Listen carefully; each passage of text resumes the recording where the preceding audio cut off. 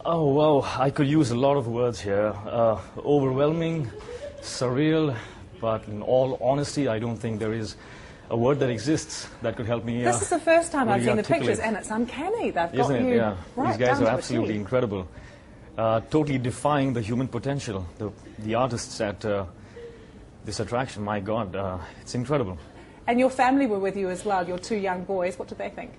Oh, my elder son just went up to the wax figure and held his hand like he does mine, so he's pretty impressed. This accolade is really a sign here in Britain that you've reached the mainstream, not just the diaspora, that you're actually making headway elsewhere. Was that a conscious decision for you? I've just always followed my heart. I've always, looked at my next little step with all my intensity, and that's what's got me here.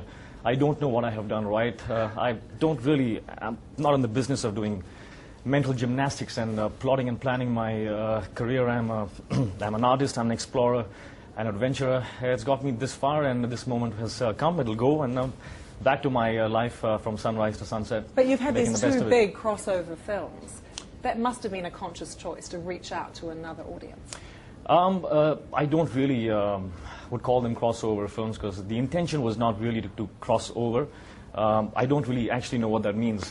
It was a consequence of being honest to a character, which is why the use of the language English was incorporated in that film.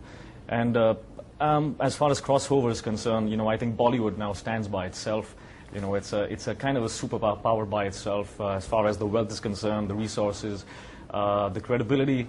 Wherever I go in the world, I'm astounded by the global appeal of my cinema. So you don't think these crossover films are necessary for the survival of Bollywood? I think the world is about progress, and there is best of the West, and now there is best of Bollywood, what we do.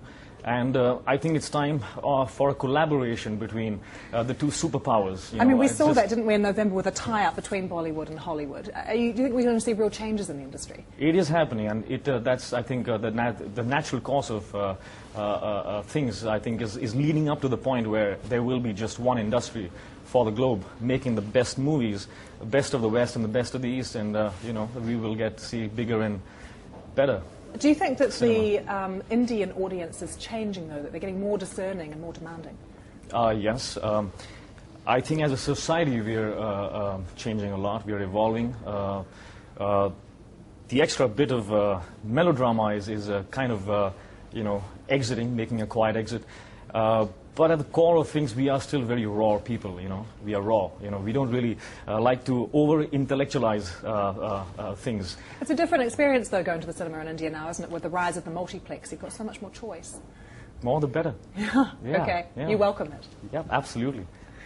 Were you disappointed, though, that these two crossover films, I keep calling them that because that's what they're known as, Kites Right, and Guzarish, were a little bit of a box office struggle there? Right.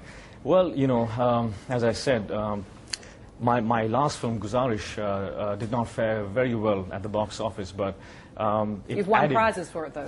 Well, as I said, it's a work of art, and where art is concerned, I think somewhere money has to bow down to art. If it was all about profit and loss, some of the most beautiful things in the world, like poetry and paintings, would not exist. And is that what we're going to see next from you, another artistic project? Absolutely, absolutely. That's Any what I'm hint about. for us of what's next? Less business, more heart. That's all I know.